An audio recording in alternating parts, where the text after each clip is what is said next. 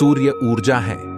शास्त्रों में सूर्य को विशेष दर्जा दिया गया है। सभी नवग्रहों में सूर्य को अधिपति कहा गया है। सभी ग्रहों का राजा होने के बाद भी सूर्य आखिर किसकी करते हैं आराधना, आइए जानते हैं। लेकिन उससे पहले ये जान लेते हैं कि सूर्य की उत्पत्ति आखिर कैसे हुई। सूर्य की उत्पत्ति कहते हैं कि इस जगत में किसी ने भी भगवान को नहीं देखा है, लेकिन सूर्य और चंद्रमा को हर व्यक्ति ने देखा है। ज्योतिष में सूर्य और चंद्रमा दोनों ही ग्रह माने गए हैं, जबकि विज्ञान कहता है कि चंद्रमा पृथ्वी का उपग्रह है। ज्योतिष शास्त्र में नवग्रहों में सूर्य को राजा और चंद्रमा को रानी मन का कारक माना गया है। विज्ञान भी मानता है कि सूर्य के बिना जीवन की कल्पना नहीं की जा सकती है। वेदों में सूर्य को जगत की आत्मा कहा गया है। सूर्य से ही धरती पर जीवन संभव है और इसीलिए वैदिक काल से ही भारत में सूर्य की उपासना का चलन रहा है। वेदों की आर्चाओं में अनेक स्थानों पर सूर्य देव की स्तुति की गई है। सृष्टि के प्रारंभ में ब्रह्मा जी के मुख से ऊ प्रकट हुआ था, वही सूर्य का प्रारंभिक सूक्ष्म स्वरूप था। इसके बाद भू, भू तथा स्व शब्द उत्पन्न हुए। ये तीनों शब्द पिंड रूप में ऊ में विलीन है तो सूर्य को स्थूल रूप मिला। सृष्टि के प्रारंभ में उत्पन्न होने से इसका नाम आदित्य पड़ा। सूर्य देव के जन्म की यह कथा भी काफी प्रचलित है। इसके अनुसार ब्रह्मा जी के पुत्र मरीचि और मरीचि के पुत्र महर्षि कश्यप थे। इनका विवाह हुआ प्रजापति दक्ष की कन्या दीति और अदिति से हुआ। अदिति से दैत्य पैदा हुए और अदिति ने देवताओं को जन्म दिया, जो हमेशा आपस में लड़ते रहते थे। इसे देखकर देवमाता अदिति बहुत दुखी हुई। वह सूर्य देव की उपासना करने लगी। उनकी तपस्या से सूर्य देव प्रसन्न हुए और पुत्र रूप में जन्म लेने का वरदान दिया। कुछ समय पश्चात उन्हें गर्भ धारण हुआ। गर्भ धारण करने के पश्चात भी अदिति कठोर उपवास रखती, जिस कारण उनका स्वास्थ्य काफी दुर्बल रहने लगा। महर्षि कश्यप इससे बहुत चिंतित हुए और उन्हें समझाने का प्रयास किया कि संतान के लिए उनका ऐसा करना ठीक नहीं है। मगर अदिति ने उन्हें समझाया कि हमारी संतान को कुछ नहीं होगा, ये स्वयं सूर्य स्वरूप है। समय आने पर उनके गर्भ से तेजस्वी बालक ने जन्म लिया, जो देवताओं के नायक बने और बाद में असुरों का संहार किया। अदिति के गर्भ से जन्म लेने के कारण इन्हें आदित्य कहा गया। सूर्यदेव किसकी करते हैं आराधना? सूर्य के देवता भगवान शिव हैं। सूरज देवता भी महादेव की आराधना करते हैं। महादेव को सूर्य देव का आराध्य बताया गया है। शनिदेव के गुरु भी भोलेनाथ ही माने गए हैं और सूर्य देवता के आराध्य भी शंकर भगवान ही है। महादेव की महिमा इतनी अपरंपार है कि देवताओं में सभी उनका सम्मान करते हैं और सभी उनकी पूजा करते हैं। चाहे प्रभु श्री राम हो, शनिदेव, ब्रह्मा जी, हनुमान जी, माता पार्वती, काल, ब्रह्मांड एक ऐसा शब्द जिसमें पूरी दुनिया समाहित है। इसकी थ्योरी क्या है और इसके बारे में क्या वैज्ञानिकों में सबकुछ पता लगा लिया है? क्या कोई दूसरी दुनिया भी है? ऐसे कई सवाल आम इंसान के मन में हमेशा नाचता रहता है। ऐसे में यह जानना तब बेहद जरूरी हो जाता है जब दुनिया की अलग अलग स्पेस एजेंसियां अंतरिक्ष के बारे में जानने के लिए तेजी से काम कर रही हो। भारत की स्पेस एजेंसी इसरो भी इस रेस में दुनिया के टॉप कंट्री को टक्कर देता है।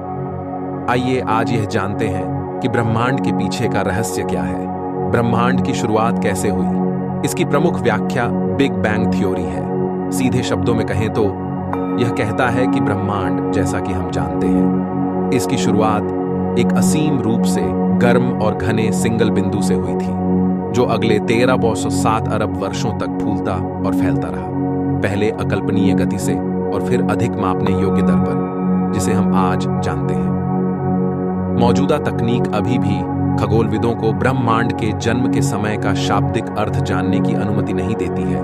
बिग बैंग के बारे में हम जो कुछ भी समझते हैं वह गणितीय सूत्रों और मॉडलों से आता है। हालांकि खगोलविद ब्रह्मांडीय माइक्रोवेव पृष्ठभूमि के रूप में झात घटना के माध्यम से विस्तार की प्रतिध्वनि देख सकते हैं, जबकि अधिकांश खगोलीय समुदाय इस सिद्धांत को स्वीकार करता है। कुछ सिद्धांतकार ऐसे भी हैं जिनके पास बिग बैंग के अलावा वैकल्पिक स्पष्टीकरण भी है। 13 अरब साल पहले की बात है, लगभग 1307 अरब साल पहले पूरे ब्रह्मांड में सब कुछ एक अत्यंत छोटी विलक्षणता, अनंत घनत्व और गर्मी के एक बिंदु में संघनित था।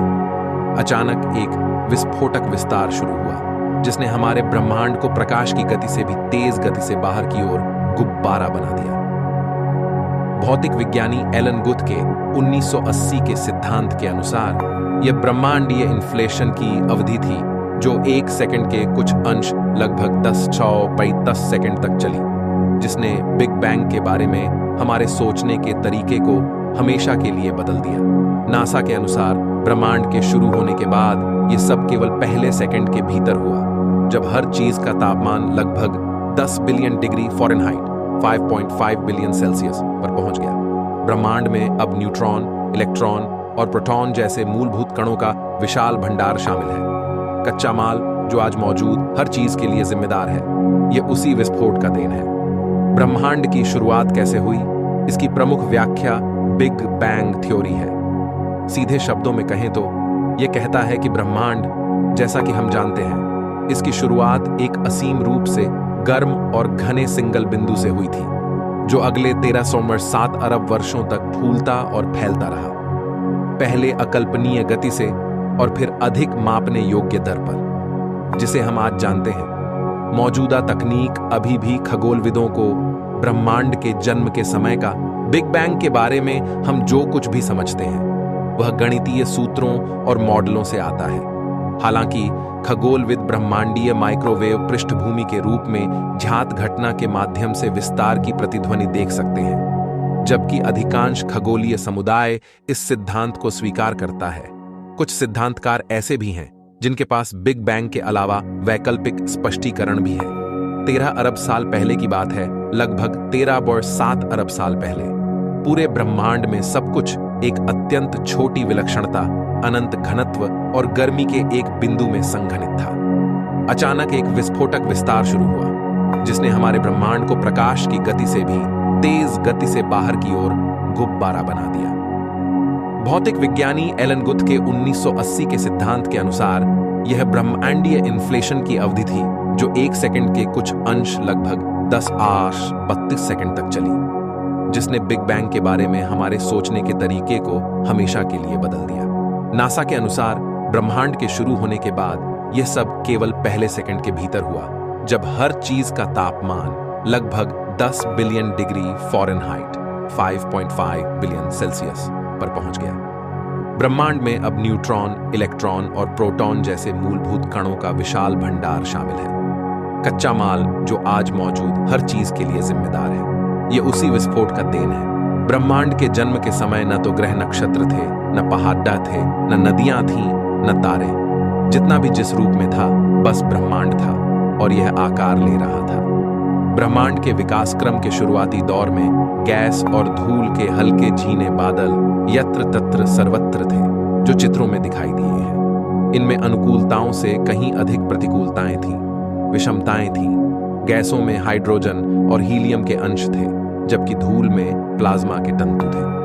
गोया धीरे धीरे गैसों तथा धूल का विशाल बादली स्वरूप एक एक केंद्र पर केंद्रित होकर गुरुत्वाकर्षण के बल पर गहरे और घनीभूत होने लगे। यह वह समय था जब ब्रह्मांड में वातावरण बेहद घना और गर्म था, क्योंकि ब्रह्मांड एक भयंकर विस्फोट के फलस्वरूप जन्मा था, इसीलिए आग का गोला था। मसलन इसमें ऊर्जा ही ऊर्जा थी। करोड़ों साल तक आग कह लें या ऊर्जा फैलती रही और फैलने के साथ ठंडी भी होती रही। धूल के बवंडर उठते रहे और ज्वालामुखी फूटते रहे। गुरुत्वाकर्षण की शक्ति का बल भी ब्रह्मांड के जन्म के साथ ही उत्पन्न हुआ, जिसने कालांतर में अस्तित्व में आने वाले ग्रह नक्षत्रों को अपने संतुलन से साधने का काम किया। धीरे धीरे फैलते हुए पदार्थ यहां वहां पिंडों का रूप लेने लगे। कालांतर में गैस और धूल के ये पिंड सिकुड़ते चले गए। इन्हीं से तारे अस्तित्व में आए। इन्हीं तारों के समूह को निहारिका, मंदाकिनी और आकाश गंगा कहा गया है। ये आकाश में कुहरे की तरह फैले हुए प्रकाश पुंज हैं, जो अंधेरी रात में किसी नदी में सफेद धारी की तरह प्रवाहित होते दिखाई दिए। यही विचित्र और अदृश्य ब्रह्मांड का ऐसा रहस्य है जो स्पंदनों में विकिरण उत्पन्न करने की क्षमता रखता है, और वह भी एक निश्चित आनुपातिक और अनुशासित आवृत्ति में। हालांकि अब मनुष्य ने यह भी जान लिया है कि न्यूट्रॉन तारे अधिकतम तीव्र चुंबक मंडल के कारण तरंगों का विकिरण केवल ध्रुवों से ही करते हैं और वे भी अपने अक्ष पर घूर्णन करते हैं। इस तरह प्रकाश स्तंभ का प्रकाश स्रोत भी घूमता रहता है और देखने वाले को वह प्रकाश स्पंदनों के रूप में दिखता है। ब्रह्मांड का अंत ब्रह्मांड के बारे में ऐसी धारणा है कि ये तारे और आकाश गंगाएं विस्फोट से उत्पन्न ऊर्जा से ही ब्रह्मांड की परिधि में गतिशील हैं और ब्रह्मांड की ओर निरंतर बढ़ी चली आ रही हैं। इसलिए ऐसा अनुमान है कि जब ब्रह्मांड के विस्तार की रफ्तार अवरुद्ध हो जाएगी, तब गुरुत्वाकर्षण के कारण समस्त आकाशीय तारे एक दूसरे के प्रति आकर्षित होकर टकरा जाएंगे। तब इस भयंकर टक्कर के फलस्वरूप ब्रह्मांड नष्ट हो जाएगा। गोया भारतीय दर्शन की यथापिंडे तथा ब्रह्मांडे की उक्ति चरितार्थ हो जाएगी।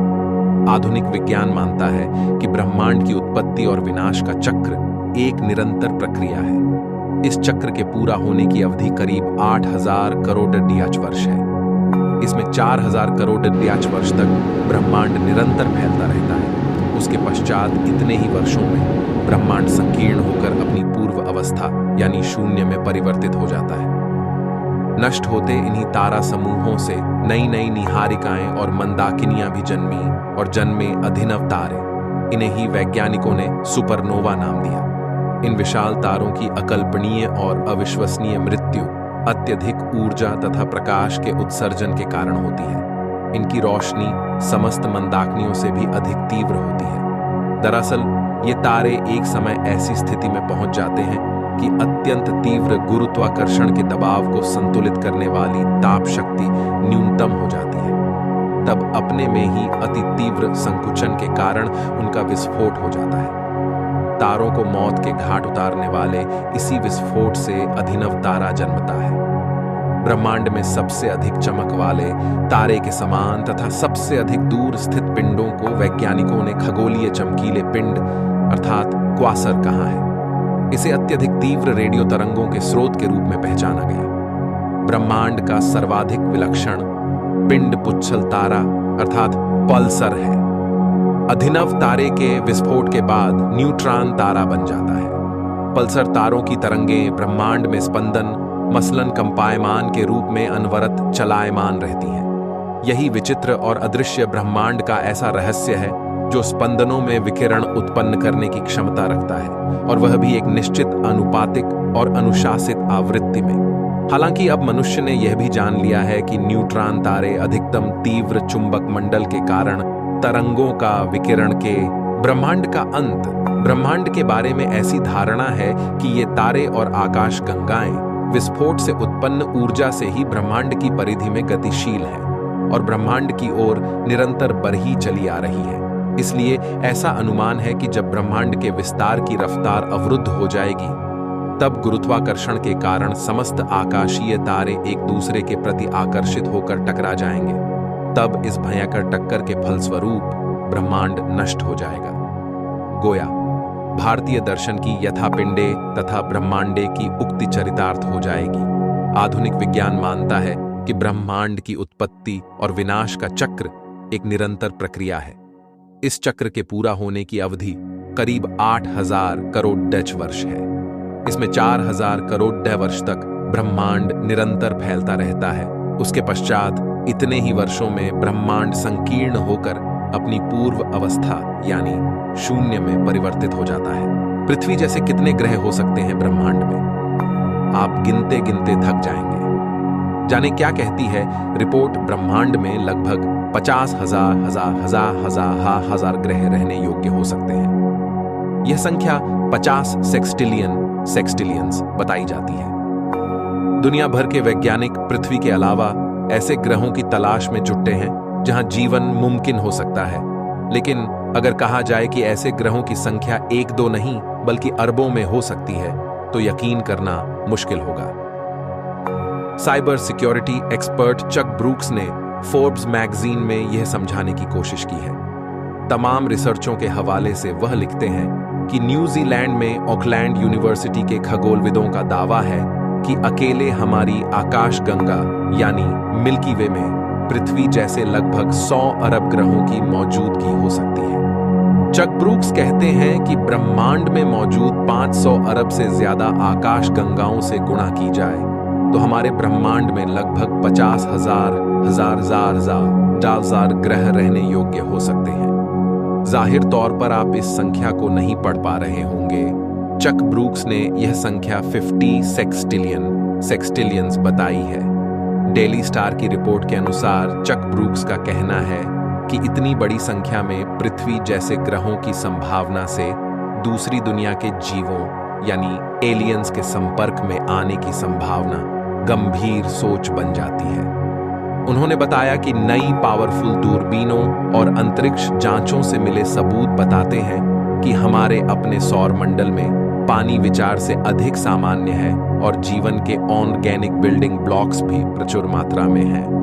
अगर पृथ्वी जैसे अरबों ग्रह हमारे ब्रह्मांड में हैं, तो फिर आज तक साइंटिस्ट एलियन लाइफ का पता क्या नहीं लगा सके। चक ब्रूक्स इस पर कोई आश्चर्य नहीं जताते। तमाम रिसर्च और शोध के हवाले से वह कहते हैं कि पृथ्वी ऐसी युवा सभ्यता है जिसने हाल के युग में केवल बिजली की खोज की। वह कहते हैं हम अभी एक्सप्लोरेशन की शुरुआत में ही हैं। उन्होंने कहा कि तारों के लिए मनुष्य की वास्तविक खोज अभी शुरू हुई है। चक ब्रूक्स कहते हैं कि कुछ वैज्ञानिक अब अनुमान लगा रहे हैं कि अगले कुछ दशकों में हमारा संपर्क एलियंस से हो सकता है। उन्होंने कहा कि जो कल की साइंस फिक्शन थी वह आज की वास्तविकता है। अगर हम कहीं और जीवन की खोज करते हैं तो यह निश्चित रूप से हमारे विश्वास, धर्मों और संस्कृति को प्रभावित करेगा। एलियंस से संपर्क घबराहट और भ्रम पैदा कर सकता है या यह मनुष्य को एक प्रजाति के रूप में एकजुट करने का काम कर सकता है। एक्सट्रीम टेक मैगजीन के अनुसार हमारा सबसे नजदीकी संभावित रहने योग्य ग्रह ताऊ सेटिई कोर है। यह पृथ्वी से 11.9 प्रकाश वर्ष दूर है। अब तक के सबसे तेज स्पेसक्राफ्ट से भी वहां पहुंचने में करीब 51,000 साल लग जाएंगे।